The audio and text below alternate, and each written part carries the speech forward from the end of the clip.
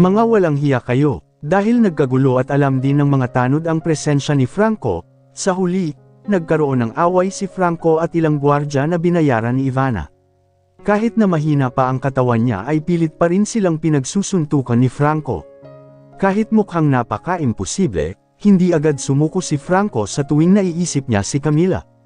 Halika dito, labanan mo ako. Kinuha ni Franco ang isang troso at iniwagayway ito sa iilang tao. Hindi na siya umasa sa lakas ng sariling mga bisig. Babagsak siya anumang minuto kung hindi siya nagpapahinga ng kaunti. Bahagya ring ngumiti ang ilan kay Franco. Mukhang alam nilang wala ng lakas si Franco. Kaya naman sinamantala nila ang pagkakataong ito para mas itulak at ma-corner si Franco.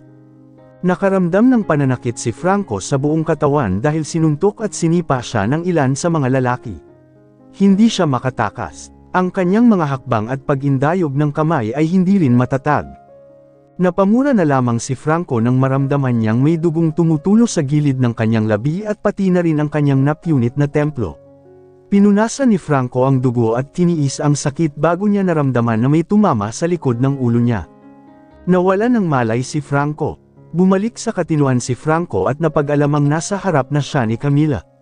Nakapaligid na ngayon sa kanya ang ilang gwardya na bumugbog sa kanya kanina. Napapaligiran si Franco ng maraming tao at hindi na makatakbo. Pero hindi yun ang inaalala niya, pero nasa harap niya ngayon si Camila at nakatingin sa kanya na may dismayadong tingin. Napayuko na lamang si Franco sa panghihinayang dahil sa pagpapadismaya ng babae sa kanya. Hindi niya maisip kung ano ang naramdaman ni Camila. You planned such an extreme cover-up just for me. You disappointed me, Franco. Always disappointed me. Parang pinipigilan ni Camila ang boses pero punong-puno ito ng sakit. Alam ni Franco na gustong-gusto siyang sigawan ni Camila. Pero napigilan ang mga hiyawan dahil sa sakit. Mas naunang lumabas ang mga luha niya kaysa sa pagsigaw niya. I'm sorry. I had absolutely no intention of let you down. I just didn't want anything bad happen to you. I just wanted to take care of you. But you won't able to accept me with my tunay na pagkakakilanlan. So naging Steven. Umiling si Camila sa hindi makapaniwala.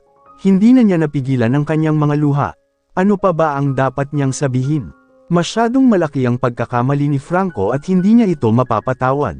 Alam mo hindi kita mapapatawad dahil dito. Sana matapos na ang lahat. Natahimik si Franco sa sinabi ni Camila. Hindi niya alam ang ibig sabihin ng babae. Ayaw niyang maghiwalay silang dalawa kahit imposibleng mabuhay sila. Imposibleng maging masaya si Camila sa pagtira sa kanya matapos malaman na niloloko ni Franco si Camila all this time. Don't leave me, Camila. I promise I'll fix everything. Gagawin ko ang lahat para mabawi mo ako. Natawa pa si Camila nang mapanukso sa sinabi ni Franco. Akala niya ay sobrang katawa-tawa at hindi makatwiran kapag nasasabi iyon ni Franco sa oras na ganito. Naramdaman pa niya iyon masyadong masungit si Franco. Madaling humingi ng tawad at gustong ayusin ang lahat kahit hindi naman ito maaayos. Huwag kang gagawa ng katangahan sa oras na ganito, Franco. Sa tingin mo ba madedaya na naman ako? Pinaparamdam mo sa akin na ako na ang pinakatangang tao sa mundong ito. Hinding-hindi na kita gugustuhin sa buhay ko. Magwala ka. Umiling si Franco. Ramdam na ramdam pa rin niya na hindi pa natutuyo ang dugo sa mukha at gilid ng labi niya. Baka maubusan siya ng dugo kapag hindi agad nagamot. Hindi ko sinasadyang iparamdam sa'yo na tanga ka. Hindi na narinig o inintindi ni Camila ang anumang sinabi ni Franco. Para sa kanya, kalokohan lang ang lahat. Alam niya na masyadong makasarili si Franco. Siya ay lubos na ambisyoso, ngunit ang kanyang ambisyosong saloobin ay talagang nakakapinsala sa iba at nakikinabang lamang sa kanyang sarili. Hindi nagustuhan ni Camila ang ganoong bagay, G. Wala na akong maririnig pa mula sa iyo. Pagkasabi noon ni Camila ay dumating din si Ivana. Tila napangiti si Ivana pagkakita kay Camila at pati na rin kay Franco. Tila kontento na siyang makitang naghihirap ang dalawang tao. Wow! I'm sure you guys are relieved to talk already, di ba? Meron pa bang dapat takpan bago ako matapos? Tanong ni Ivana na may kasamang tipid ng ngiti at tingin din na nagparamdam kay Camila. Handa siyang patayin anumang oras, ngunit ang pinakamahalaga ay dapat palaging ligtas ang kanyang mga anak. Gayunpaman, pagkatapos tingnan ang sitwasyong ito, tila hindi lamang siya gustong patayin ni Ivana kundi pati ang lahat ng kanyang mga anak. I'm asking you, may gusto ka pa bang kausapin itong si Jerk? Sabihin mo lang sa akin ang lahat bago ko matapos. Ayokong magsisi ka na hindi mo nasabi ang gusto mong sabihin. Hinayla ni Ivana ang buhok ni Camila na pangiwi sa sakit dahil sa malakas na paghatak ni Ivana sa kanyang buhok. Akmang lalabanan ni Franco na nakita si Lunata na nasasaktan si Ivana, ngunit agad na pinigilan ng ilang lalaking nakapaligid sa kanya si Franco. Sumirit lang si Franco at nagmura sa loob. Masyadong malayo ang ginawa ni Ivana. Huwag mo siyang sasaktan, Ivana. Pagkarinig sa sinabi ni Franco, agad na napatingin si Ivana sa lalaki. Muli siyang natawa nang makita si Franco na wala nang magawa. Hindi mo rin ba narinig ang sinabi niya kanina? Sinabi niya sa'yo na hinding-hindi ka niya mapapatawad at wala na talagang dapat ayusin dito. Kahit anong pagsisisi mo, hinding-hindi ka mapapatawad ng babaeng ito sa mga nangyari. Mga pagkakamaling nagawa mo. Sinubukan ni Franco na magrebelde ng buong lakas. Gusto niyang sampilan si Ivana ngayon din. Ngunit ang lakas ng ilang lalaking humahawak sa kanya ngayon ay higit na higit sa kanya. Sa bandang huli, si Ivana lang ang kaya niyang isumpa at insultuhan. Wala kang gagawin sa kanya, sabi ni Franco na pilit pa ring pinipigilan si Ivana sa anumang bagay na makakasakit kay Camila. Of course, I will do something for her. I'm not someone who wastes time and energy just to keep her without doing anything. Naglabas lang ng patalim si Ivana. Magre-rebelde na rin sana ulit si Franco pero narinig nilang lahat ang pinto na pilit binubuksan ng ilang tao. Napakalakas ng tunog kaya napalingon sila ng sabay-sabay. Medyo nagulat si Ivana nang mapagtanto niyang si Steven at pati na rin si Chris ang dumating. Hindi lang silang dalawa kundi dumating kasama ang apat na iba pa na binayaran para harapin ang lahat ng ito. Ngumiti si Ivana ng masama sa kanila. Malaki ang tiwala niya na mananalo siya rito. Steven, tawag ni Ivana sa kanya. Hindi mo ako pinakinggan. Bad, sabi niya. Nagulat na makita si Steven na tumagal lang ng ilang segundo. Ngayon sa halip ay ngumiti si Ivana. Hindi dapat maliitin ni Ivana si Steven. Madaling makalabas ang lalaki sa mansyon niya. Hindi ko akalain na may magagawa ka sa linya, sabi ni Steven kay Ivana. Nakaramdam ako ng hiya ng ngumiti ng bahagya sa kanya ang babae. Sapat na ang pananakit ni Ivana kay Camila, hindi rin hahayaan ni Steven na maliitin ang sarili dito. What's over the line? Ano ang mga pamantayan o tool kung saan masusukat ang limitasyon ng isang tao? Sa tingin ko, dapat magawa ng sinuman ang anumang gusto nila basta't sa tingin nila ito ang talagang kailangan nila. At sa ngayon, kailangan ko talaga ang kamatayan ng babaeng ito. Pakiramdam ni Steven ay wala na siyang oras para kausapin si Ivana. Agad niyang sinenyasan ng iba na atakihin ang lahat ng tauhan ni Ivana doon. Hindi lang senyales, siya mismo at pati si Chris ang umatake sa kanila.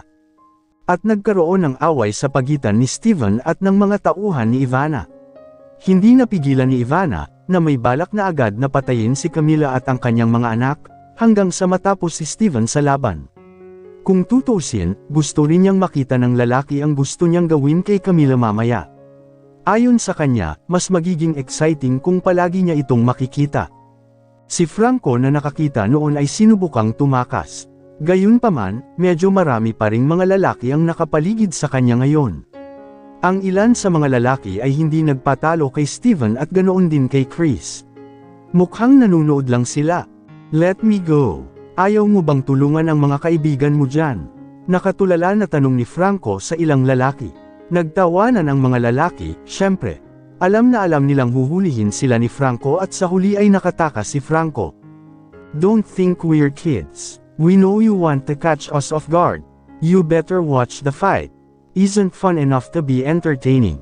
At least makakatawa ka pa bago mamatay yung babaeng yun before your very own eyes. Nagmura si Franco pero mas pinagtawanan siya ng mga lalaki.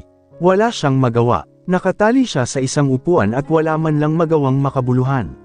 Napatingin si Franco kay Camila na halos umiyak nang makitang nakikipag-away si Steven sa mga tauhan ni Ivana.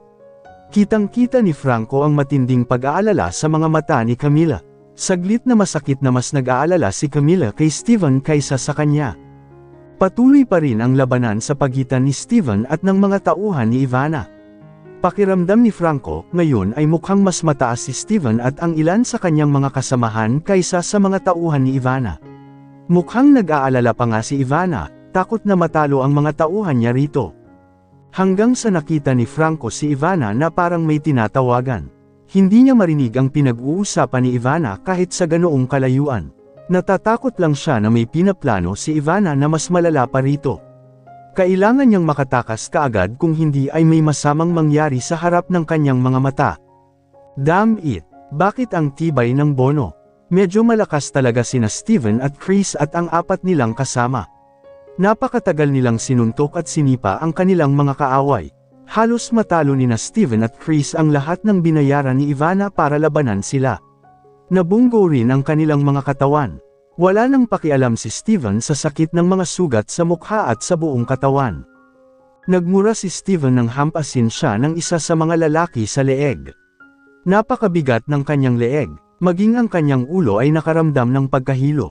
Steven, tama na. Tinulungan ni Chris si Steven sa pamamagitan ng paghampas sa isa sa mga nakabangga kay Steven kanina. Nagawa nilang mawala ng kakayahan ng ilang tao. Lumapit si Chris kay Steven na kasalukuyang nakahawak sa batok niya. Ni hindi makatayo si Steven. Hey, okay ka lang. Apat sa mga kasamahan ni na Chris at Steven ay binubugbog pa rin ang ilan sa mga lalaki. Si Franco mismo ang sumusubok na tumakas at may balak pa siyang tulungan si Steven. Wala siyang pakialam sa nakaraan nila, basta para sa kaligtasan ni Camila, gagawin ni Franco ang lahat. Ngunit sa kasamaang palad, hindi na nagawang iangat ni Franco ang sariling katawan. May hindi kapani-paniwalang kiliti na naramdaman sa buong katawan niya. Steven, mag-ingat ka, sigaw ni Franco kay Steven nang sipin siya ng isa sa mga lalaki. Ngunit wala nang panahong umiwas si Steven hanggang sa bumagsak ang kanyang katawan dahil sa lalaki. Napangiwi si Steven sa sakit. Hindi na rin malakas si Chris dahil sa atake ang nakuha niya. May dumating ulit na mga lalaki. Nagulat sina Chris at Steven. Hindi ko alam kung ilang tao ang binayaran ni Ivana. Ang sigurado dito ay mas marami sila. Hindi na nakapag-away sina Chris at Steven. Ang ilan sa mga bagong dating ay hindi man lang lumaban kina Steven at Chris. Agad nilang hinuli sina Chris at Steven na walang magawa dahil sa pagod. Bitawan mo ako, sinusubukan pa ring magrebelde ni Steven. Humigpit ang pagkakahawak ng lalaking nakahawak sa kanya at lalong nagdulot ng sakit. Hanggang sa tuluyan na niyang pinili na huwag lumaban para hindi lalo pang hawakan ng lalaki ang kanyang katawan. Kung himatayin siya, lalala lang ang sitwasyon. Mas mabuti kung nanatili siyang tahimik habang ni-recharge niya ang kanyang enerhiya. Napangiti si Ivana nang may kasiyahan nang makitang hindi na makalaban ni Steven at Chris. Nakaupo silang walang magawa at pinalibutan ng mga tauhan ni Ivana. Samantala, wala ring magawa si Camila at ang kanyang mga anak. Nakaupo lang sila at nakatingin kay Steven. Masayang-masaya ang kanilang nadama dahil sa wakas ay nakita na rin nilang muli si Steven. Talagang isang tunay na figure ni Steven, ngunit sa parehong oras, nakaramdam sila ng labis na kalungkutan dahil nakita nilang nahihirapan si Steven sa pakikitungo sa mga tao ni Ivana na patuloy na dumarating. Umiling si Steven at gustong magrebelde. Nasa harapan niya si Camila. Hindi siya nakatiis hanggang sa siya ay pinatay sa harap mismo ng kanyang mga mata. Malamang tatapusin din niya ang buhay niya kapag nangyari iyon. I acknowledge your efforts. I was quite surprised when you two bring other partners, Ivana said while carrying a gun in her hand. She is ready to kill. She is ready to make her ambition come true. Something she had been waiting for. Stop it, Ivana. Dapat alam mo ang kahihinatnan ng lahat ng ito kung papatayin mo sila. Sinusubukan pa rin ni Steven na takutin si Ivana para panghinaan ng loob. Ngunit wala nang pakialam si Ivana. Walang bagay na makapagpaparamdam sa kanya ng labis na kasiyahan maliban kung magtagumpay siyang patayin si Camila at ang mga bata. Walang makakapigil sa akin ngayon. Ano sa tingin mo ang magagawa mo? Ibinato ni Ivana ang baril sa kanyang kamay na lalong nagparamdam kay Steven ng pagtibok ng kanyang puso. Hindi niya hahayaang masaktan si Camila at ang kanyang mga anak. Sinubukan ni Steven na makawala. Wala siyang pakialam nang humigpit ang hawak ng iilang lalaki sa kanilang mga kamay. Hindi na nararamdaman ni Steven ang sakit sa pagkakahawak. Nakatuon na ngayon ang atensyon niya sa kaligtasan ni Camila kaya wala siyang maramdaman. Umalis ka sa akin, ikaw bastard. Nagmura si Steven pero wala talaga silang pakialam sa sinabi ni Steven. Ang isa sa kanila sa halip ay kumuha ng lubad para itali si Steven. Nang mawalan ng bantay ang mga lalaki, tumalon si Steven at sinipa si Ivana. Agad na bumagsak sa sahig si Ivana na hindi inaasahan ang pag-atake. Napangiwi siya sa sakit dahil sa marahas na sipa. Laking gulat dahil hanggang ngayon ay wala pang nang ahas na gawin iyon sa kanya. Damn! Ikaw! Nagmura si Ivana habang sinusubukang bumangon. Ilan sa mga lalaking naging pabaya noon ay naabutan si Steven, na talagang hindi na makatiis pa kaysa doon. Hindi nagtagal at muli nilang natali si Steven. Ngayon ay hindi na makagalaw si Steven dahil mahigpit ang mga tali na nakapulupot sa kanyang katawan. Nakangiwi pa rin si Ivana sa sakit habang nagmumura. Hindi niya talaga akalain na magagawa ni Steven ang ganoong kabastusan sa isang babaeng katulad niya. Lalo akong naging determinado sa mga kilos mo na patayin sila. Huwag na huwag mo akong galitin kung ayaw mong lumala pa ang sitwasyon. Matigas na wika ni Ivana. Ngayon pa lang ay dumating na si Amara na may hawak na patalim. Nanlaki ang mga mata ni Steven nang makita ang makintab at matulis na bagay na iyon. Hindi rin naman gaanong nagulat si Franco nang makita niya si Amara na may dalang malaking patalim na tila natalas lang. Ayaw niyang isipin na lang kung paano dumampi ang kutsilyo sa maselang balat ni Camila. Huwag kang magulo, Ivana.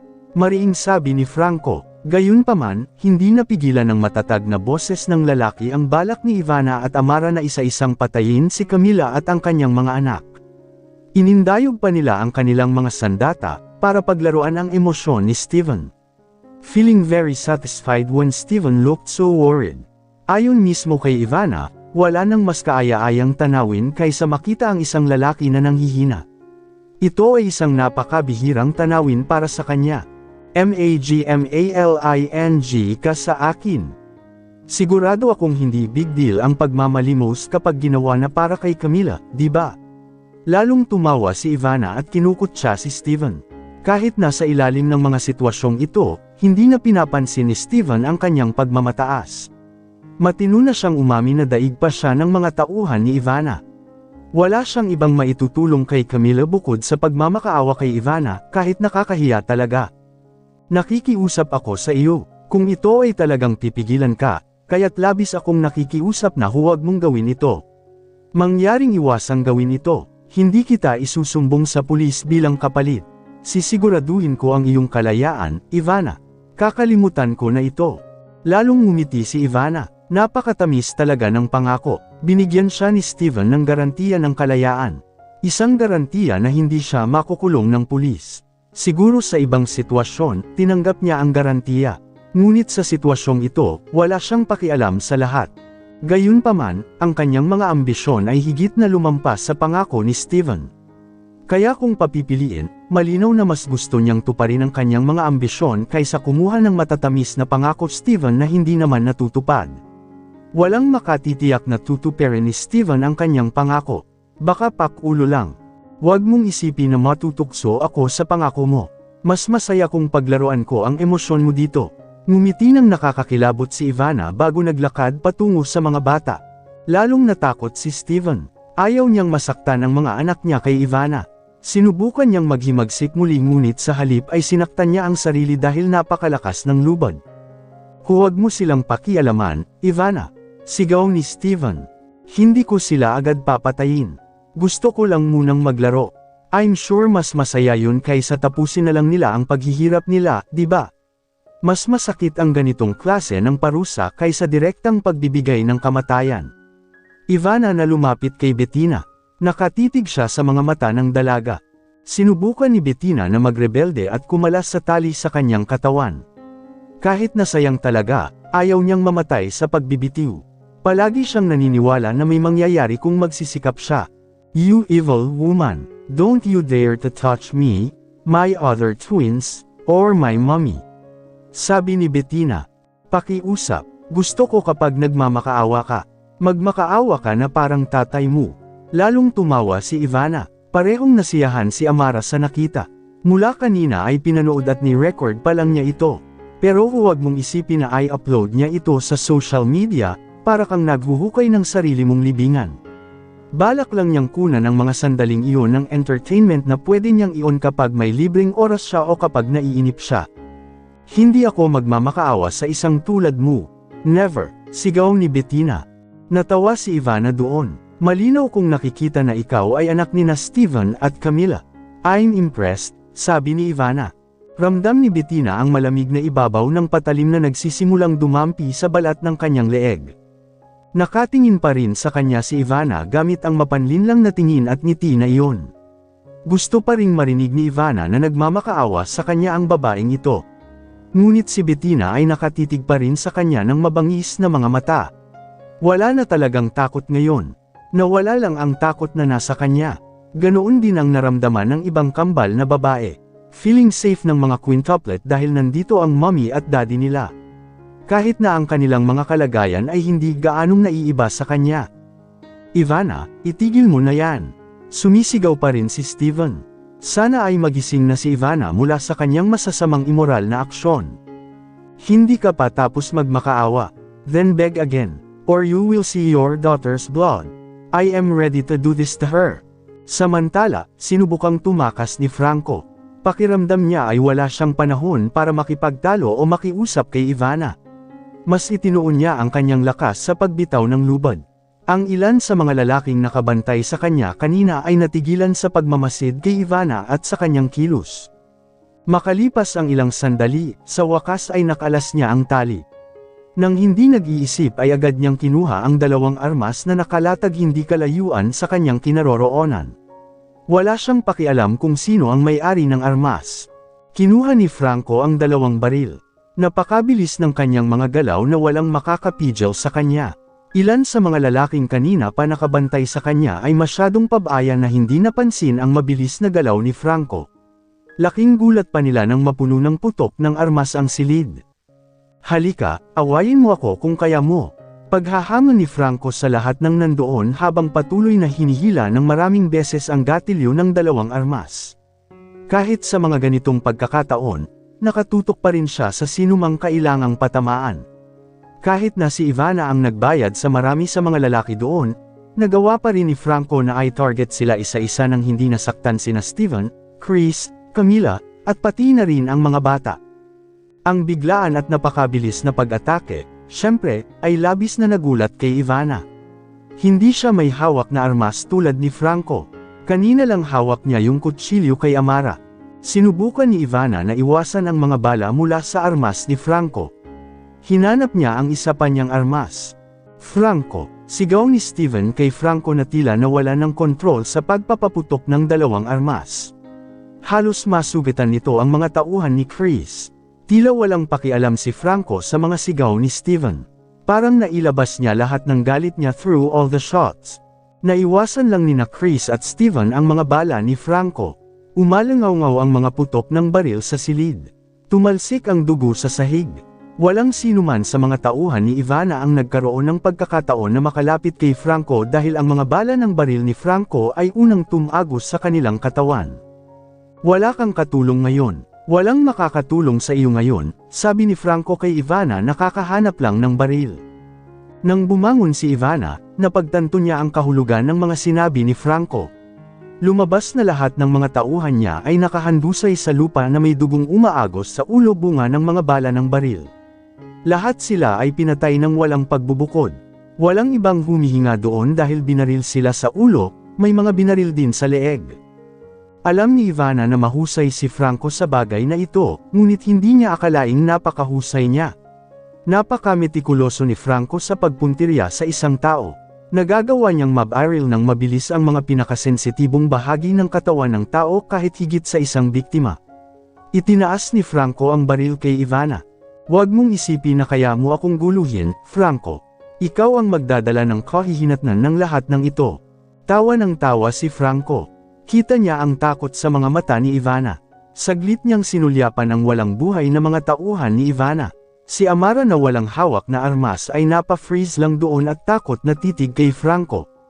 Sinubukan ni Amara na humanap ng sandata na makakatulong man lang sa kanya kung bigla siyang pagbabarilin ni Franco. Before telling me that, you should have said it to the start. You know that your actions are very risky, but you never thought about it yourself. Then why tell me to think about the consequences of my actions? Itinutok ni Franco ang 2 baril kay Ivana, handang hilahin ang gatilyo. Ngunit sa pagkakataong iyon ay napasigaw si Amara at tinutukan ng isa pang baril si Franco. Sa halip ay tinutukan ni Franco ng baril si Amara, muling natawa nang makita ang takot sa mukha ng 2 babae. Huwag mong isipin na magagawa mo ito, sabi ni Amara, na sa kasamaang palad ay naging huling pangungusap ng araw para sa kanya. Hindi niya akalain na magiging ganito ang kahihinatnan ng kanyang sariling kapalaran. Hindi niya akalain na aabot pa sa galit si Franco, kahit si Franco ay wala nang pakialam kung sino ang kalaban niya. Siyempre, kaya kong gawin lahat ng gusto ko. Pagkasabi noon ay agad na hinatak ni Franco ang gatilyo ng baril at binaril si Amara sa leeg. Si Ivana na nakita agad si Amara na naninigas sa tabi niya ay, siyempre, labis na nagulat. Hindi, bakit mo ginagawa to? Anak ng tanga. Hindi na napigilan ni Ivana ang pagsigaw kay Franco. Amara, gumising ka, buksan mo ang mga mata mo. Napatingin si Ivana kay Franco ng matalim na tingin. Hindi lang sina Ivana, Chris, at Steven mismo ang nagulat din ng barilin ni Franco si Amara hanggang sa mamatay. Franco, itigil mo na ang lahat. Iniwan mo si Ivana na walang ibang pagpipilian dito. Wala nang makakatulong sa kanya. Mas mabuting hayaan na natin ang mga pulis na ayusin ito. Napalingon si Franco matapos marinig ang sinabi ni Steven. Hawak pa rin niya ang mga baril. Hindi siya pumayag sa proposal ni Steven. Para sa kanya, ito ay parang paghihiganti na dapat tapusin. Hindi, habang buhay pa siya, hindi pa ito tapos. Tinuro ni Franco si Ivana na nakayuko pa rin sa tabi ng katawan ni Amara. Galit na muling tumayo si Ivana at kinuha ang kanyang baril, at itinutok kay Franco. Well, it won't end before I die. And I'll also end this with your life as the prize. Ilang segundo lang pagkasabi ni Ivana ay agad niyang hinayla ang gatilyo ng baril. Ganoon din kay Franco na agad ding bumunot ng gatilyo ng mga baril kung saan diretsyong tumama ang mga bala kay Ivana. Hindi na nakapag-isip si Steven matapos marinig ang sabay-sabay na tunog ng 3 bala. Parang nakakabingi sa tenga niya, pero hindi iyon ang higit na ikinabahala niya, kundi ang makitang 2 tao na ngayon ay namamatay na magkasama sa harap mismo ni Steven. Siyempre, isa sa kanila si Franco. Sabay na bumagsak ang kanilang mga katawan sa sahig. Sa maraming tama ng bala sa kanilang katawan, dugo ang tumutulo mula sa tama ng baril na nabahiran sa sahig. Panay ang tingin ni Franco at Ivana sa bubong. Pareho sila ng iniisip. Nagtapos ba ito ng ganito? Sina Franco at Ivana ay namatay na magkasama. 2 bala ni Franco ang tumama sa ulo ni Ivana, habang ang mga bala ni Ivana ay tumama sa dibdib ni Franco. Natahimik si Steven nang makita ang bangkay ni Franco. Halika, kailangan nating tapusin ito. Hindi ko alam kung kailan nagawang palayain ni Chris ang sarili. Bigla niyang nabitawan ang lubod na nakapulupot sa katawan ni Steven nang nanlamig ang lalaki pagkakita sa katawan ni Franco. Hindi na namalayan ni Steven na hindi na nakagapos ng mga lubod ang kanyang katawan. No, this is impossible. Sabihin mo sa akin na nanaginip ako, sabi ni Steven, na hindi tinanggap ang pagkamatay ni Franco. Dahan-dahan siyang umalis doon at lumapit sa katawan ni Franco. Hinawakan ni Steven ang leeg ni Franco para lang doon makahanap ng pag-asa. Tumingin siya ng malalim sa mga mata ni Franco na ngayon ay nakapikit. Lumabas ang dugo sa kaliwang dibdib ni Franco dahil sa tama ng bala. Samantala, nakatutok si Chris sa pagpapakawala ng mga lubod na iyon sa katawan ni Camila at pati na rin sa mga bata. Naawang tumingin si Camila kay Steven na ngayon ay hindi na nagsasalita. Alam niya na ang sitwasyong ito ay mas komplikado kaysa sa naisip nila noon. Hindi sumagi sa isip niya na sa huli ay magkapatayan sina Ivana at Franco. Steven, iyon lang ang lumabas sa bibig ni Camila. Hindi niya alam kung ano pa ang sasabihin para pakalmayan si Steven sa puntong ito. Naiintindihan niya na ang lalaki ay kailangang iwanang mag-isa ng ilang sandali kapag ito ay nagdadalamhati. Pero dahil wala rin sila sa bahay o sa opisina, hindi makapunta si Camilla para pakalmihin ang sarili ni Steven. Masyadong urgent ang sitwasyong ito. Umaasang tumingin si Camilla kay Chris. Umaasa siyang may magagawa si Chris na kahit papaano ay makapagpapatahimik dito ni Steven. Pero sa kasamaang palad, si Chris mismo ay hindi rin talaga maintindihan kung paano pakalmihin si Steven. Pupunta ba ang mga pulis dito? Tanong ni Camilla kay Chris. Sandaling sumulyap si Chris sa pinto. Walang tao sa labas. Napakatahimik ng kapaligiran kaya kahit anong mangyari dito ay hindi madaling malaman ng mga tao. Actually, bago makarating sa lugar na ito ay tumawag na sila ng pulis. Well, I hope they will be here soon. You don't have to worry too much, sagot ni Chris. Tumango lang si Camilla at niyakap pa rin si Steven mula sa likod. Hindi alam ng kanyang mga anak ang gagawin. Masyado rin silang nabigla sa nakakatakot na tanawing nasa harapan nila. Pakiramdam nila ay hindi sila makagalaw roon dahil maraming mga bangkay din na puno ng dugo ang nakapalibot sa kanila. Dapat ba tayong maghintay dito? Tanong ni Bettina. Well, kailangan lang nating maghintay ng ilang minuto. At sigurado, hindi nagtagal, narinig nila ang tunog ng sasakyan ng pulis. Pinilit ni Camilla na tumayo si Steven. Hinayaan nilang harapin ng mga pulis ang lahat ng gulo. Tumawag din ang pulisya ng ambulansya para ihatid ang lahat ng bangkay na naruroon. Tara, Steven, hayaan mo munang pulis ang bahala. Ihahanda natin ang libing, sabi ni Camilla kay Steven. Sinubukan niyang pilitin ang lalaki na umalis sa lugar. Kahit na napakahirap, ginawa rin ni Steven ang sinabi ni Camilla. Nakita niya ang katawan ni Franco na ikinakarga sa isa sa mga ambulansya. Sa huli, walang magawa si Steven para kay Franco kundi ang ihanda ang pinakamagandang libing para sa kanya. Ang sementeryo ang kanyang huling pahingahan. Hindi umiyak si Steven hanggang sa pag-uwi. Hindi niya kayang tumulo ang luha niya sa ganitong estado. Masyado pa siyang nabigla at hindi makapaniwala sa nakita. Kahit na umaasa pa rin na panaginip lang ang lahat ng nakita niya at madyay gising siya makalipas ang ilang minuto. Hindi nakaimik si Steven sa buong proseso bago ang libing. Lahat ng mga partido ay, syempre, nabigla pagkatapos malaman kung ano ang nangyari. Sa mga panahong iyon, nakapagkulong lamang si Steven sa kanyang silid nang nasa ospital pa ang bangkay ni Franco at hindi pa naiuwi para ilibing pagkatapos noon. Wala na ring pakialam si Steven kay Ivana o sa iba pa. Si Franco lang ang inaalala niya. Sa prosesong iyon, hindi nang ahas si Chris na kausapin si Steven. Basta alam mong hindi pa ito ang tamang panahon. Naiintindihan din ni Chris na ang pinakamahusay na paraan upang harapin ang sitwasyong ito ay hayaan munang mag-isa si Steven. Paano natin ito sasagutin mula sa media? Biglang pumasok si Camilla sa kwarto na may dalang pagkain para kay Steven.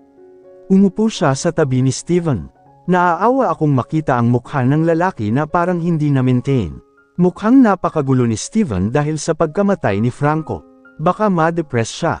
I'll get some of my men to take care of that matter to the media. I'll make sure they don't need to know about this. We'll figure out more detail how to do it later. Napabuntong hininga si Camilla. Alam niya na ito ay magiging napakahirap. Ang mga mamamahayag ay palaging naghahabol ng balita tungkol sa kanilang mga pamilya. Ang makakita ng kabaong o ambulansya na dumarating kahapon, syempre, ay makakaakit ng atensyon ng mga mamamahayag. Ang gulo talaga. How are you going to do it? And about this same cover-up done by Franco, itatago din ba natin yan? Tumango lang si Steven. Hindi siya makapag-focus sa ganitong estado. Hindi na nakapag-isip ng mabuti para humanap ng paraan para hindi malaman ng mga mamamahayag ang lahat ng nangyari sa kanilang pamilya. Alam niyang napakalaki ng balitang ito kung ito ay natuklasan ng mga tagalabas. Pag-iisipan ko mamaya, mas mabuting pagtuunan natin ng pansin ang libing. Hihilingin ko na huwag kunin ng mga tauhan ng ospital ang kabaong gamit ang isang ambulansya, ngunit gumamit ng isang ordinaryong kotse. Hindi ito magdududa sa kabilang partido. O mausisa. Tumango lang si Camilla at sumang-ayon sa lahat ng plano ni Steven. Sa wakas ay nagpasalamat si Steven dahil naging maayos ang lahat ng plano.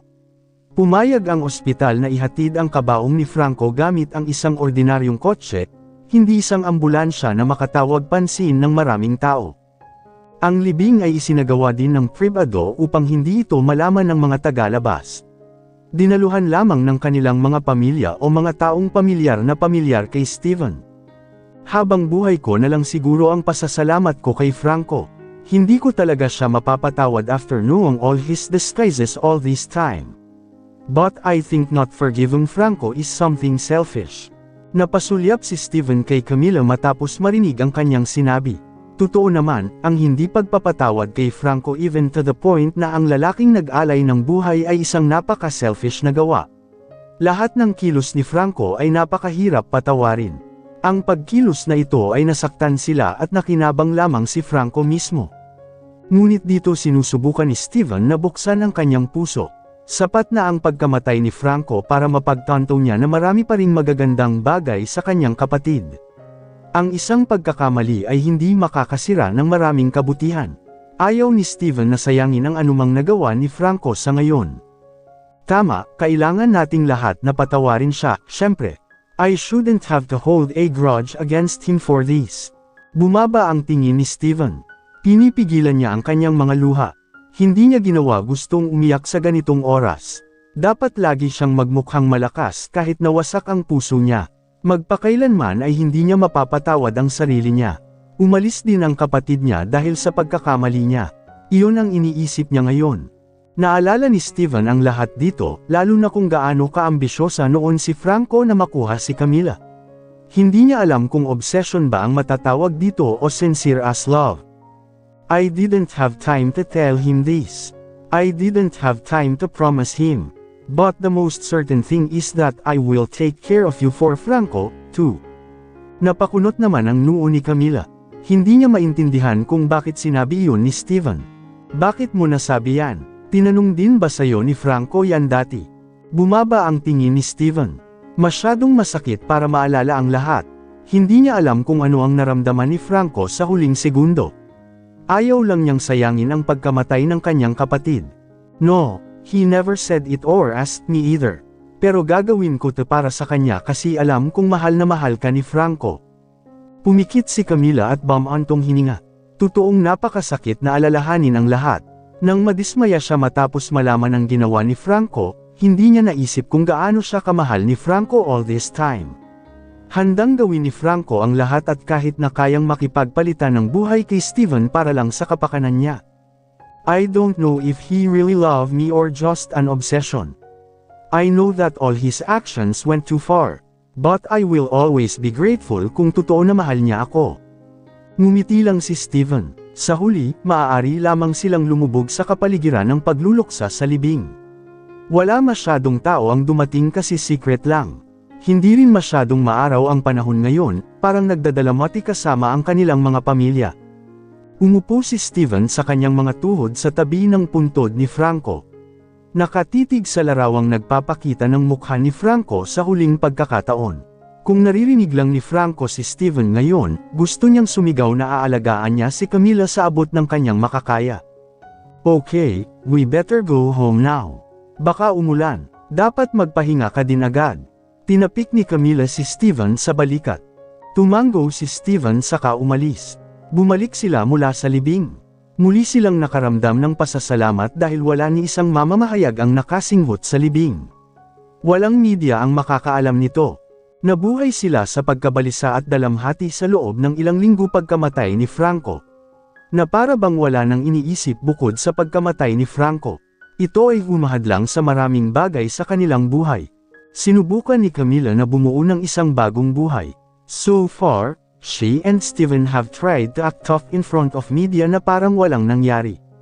Kahit na ang kakilakilabot na insidente ay lumipas lamang ilang linggo na ang nakakaraan, pinananatili nila ang isang profesional na saloobin pagdating sa trabaho. Ganoon din ang ginagawa ng mga quintuple. So, hanggang ngayon hindi pa alam ng media ang lahat ng iyan, di ba? Tanong ni Bettina isang gabi. Tumingin si Camila sa anak at saka ngumiti.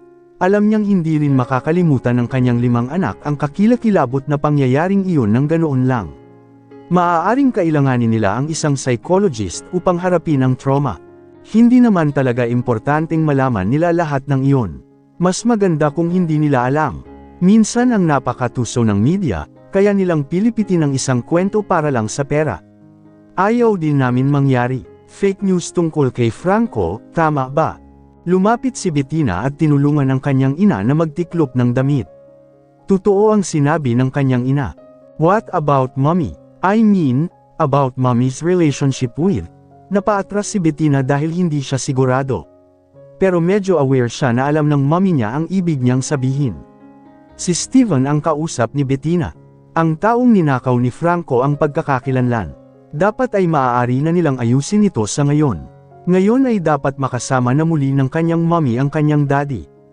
Sandaling natahimik si Camila at medyo nataranta na sagutin ang tanong na iyon. Napailing na lang siya at walang masabi sa anak. Hinayaan niya ang panahon na mamuno sa lahat. Mas lalong gumanda ang relasyon nila ni Steven. Dahil, pagkatapos ng lahat ng trahedya, nararamdaman ni Camila ang pagkakaiba kay Steven. Ngunit pagkatapos, kinaumagahan ay bumalik si Steven sa dati niyang pagkatao. Hindi na naluso sa lungkot at pilit na kinakalimutan ang lahat. I think Franco is happy in heaven now. It's no use crying over him. Gusto ko lang tuparin ang pangako ko sa kanya sa ngayon. Gusto kong mag-focus sa buhay ko ngayon. Yan ang sabi ni Steven kay Camila. Noong umagang iyon ay kapareho ni Steven ang dati niyang pagkatao, mabait at romantiko kay Camila, gusto pang magluto ng almusal para sa kanila bago pumasok sa trabaho. Bettina had time to talk about this with me. Parang gusto nilang simulan natin ang lahat gaya ng dati. Start everything with a new story. Alam kong mahirap kalimutan ang hindi magandang nangyari, but we have to move on, sabi ni Camila. Tumango si Steven. Dapat nilang pabayaan ang lahat. Oo, Camila, ngumiti si Steven sa asawa. Sinenyasan niya si Camila na lumapit sa kanya. Hindi na masyadong nagsalita si Camila at lumapit. Nagyakapan sila noon, hindi lang magkayakap, kundi naghahalikan. Matagal-tagal na rin mula noong huli nilang pag-iibigan. Parehong pinangarap ni na Steven at Camila ang isang bagay na tulad nito. Parehong nakangiti. I'm glad to see mommy is looking better than ever. Hindi ba dapat magbakasyon tayo pagkatapos nito? I think we need a vacation. Tanong ni Athena habang nagpo-propose kay Camila at kay Steven. Ito ay isang magandang umaga at isang mas bagong vibe. Oo, buti na lang. Tsaka matagal na tayong hindi nagbakasyon magkasama. Magandang ideya to, Steven. Napatingin si Camila sa asawa. Ngumiti lang si Steven sa katumango. Yes, I think our family really needs some vacation. We must create a new happy memories. Yehey, mukhang tuwang-tuwa ang mga quintuplet. Sa wakas, nagplano si Camila at ang kanyang 5 anak na magbakasyon sa beach at sa hotel din kapag holiday. Ine-enjoy nila ang holiday together. Ganap na nakakalimutan ang lahat ng nangyari. Naka-recover na rin ang quintuple mula sa kanilang trauma matapos ang paulit-ulit na pagsubok na humingi ng therapy mula sa isang psychologist o psychiatrist. Akala nila maayos na ang lahat. Ramdam ni Camila ang kaligayahang bumabalot sa kanya. Pakiramdam niya ay bumalik ang dati niyang buhay kung saan nag-enjoy siya kasama si Steven. I really thank you because you helped me through all of this. Sabi ni Camila kay Steven nang nasa isang hotel room sila habang ninanamnam ang city view mula roon. Ngumiti lang si Steven saka hinalikan siya sa noo. Hindi lang si Camila, pati si Steven mismo ay nakaramdam din ng matinding kaligayahan. Marahil kahit ang kaligayahang ito ay higit na makabuluhan sa kanya kaysa sa dating kaligayahan. Tinulungan mo rin akong bumangon sa ganitong oras. Siyempre, salamat din. Sa hindi inaasahang pagkakataon, hindi nagtagal pagkatapos ng holiday, natanggap nila ang masayang balita na buntis muli si Camila. Siya ay buntis sa kanyang ika-6 na anak. Siyempre, hindi lang siya ang masaya kundi pati si Steven at ang mga quintuplets na hindi na makapaghintay na ay welcome ang bago nilang kapatid. I didn't expect this to happen. I hope that you want it too. Hindi ka naman mabubuntis kung ayaw mo sa baby na to, di ba? Sabi ni Steven. Natawa na lang si Camila sa sinabi ni Steven na sa tingin niya ay katawa-tawa. Ano bang sinasabi mo? Siyempre, gusto ko tong baby na to. I will keep it. Mabilis na lilipas ang oras pagkamatay ni Franco. Tila gusto ng oras na pagalingin silang lahat. Ang lahat ay natakpan na rin ng mahigpit ng media. Hanggang sa isilang ni Camila ang kanyang ika-6 na anak, wala ni isa man sa media ang nakakaalam sa lahat ng kwento ni Franco sa ngayon, lalo na sa pagbabalat kayo niya bilang si Steven. Extended family lang nila ang nakakaalam nito. Ginagawa rin ito para sa mabuting pangalan ng kanilang kumpanya. Matapos ang napakabilis na oras, nagawa ni Camila na may hatid ang kanyang sanggol sa ospital. Kasama ang 5 anak niya at pati si Steven. Ipinanganak niya ang ika-6 na sanggol na may mahusay pakikibaka. Ngunit sa bandang huli, naipanganak din ng malusog ang sanggol. Ito ay isang sanggol na lalaki. Nang magising si Camila, nakita niyang nasa tabi ng kanyang kama si Steven habang hawak ang sanggol. Ang mga quintuple ay tumutulong sa lahat ng pangangailangan ni Camila sa ospital. Inalagaan nila siya ng husto at siniguradong walang masamang mangyayari. Siya ang magiging pinaka-spoiled na anak sa aming pamilya, sabi ni Steven sa tono ng pabirong tinitigan ang mukha ng kanyang ika-6 na sanggol. Natawa na lamang si Camila nang bigyan siya ni Steven ng pagkakataong hawakan ang sanggol at pasusuhin pa ang sanggol. Nakita niya ang cute nitong mukha. Ang mukha ng isang sanggol ay tila nagliliwanag sa kanilang kaligayahan sa ospital na ito. Nagawa nilang bumuo ng bagong buhay. Nagawa kong kalimutan ang lahat. Nagawa niyang pagtakpan ang lahat ng pagkakamali ni Franco mula sa media. Nagtatagumpay sila sa paggawa ng kanilang pinakamahusay na ginagawa. At least si Camila ay sobrang nasiyahan sa lahat. Salamat sa lahat. Hindi na natin kailangang tingnan ang nakaraan. Bumalik na sa normal ang lahat at mas maganda. Hinawakan ni Camila ang kamay ni Steven. Tumango si Steven sa kahinalikan ng noo ni Camila. Hinayaan nila ang 5 pa nilang anak na buhatin ang sanggol. Kitang-kita ang lahat ng kaligayahang sumilay doon. You did it. We all got through it. Sana wala ng problema pagkatapos nito. I know you will always be with me. I also know you will always support me in any situation.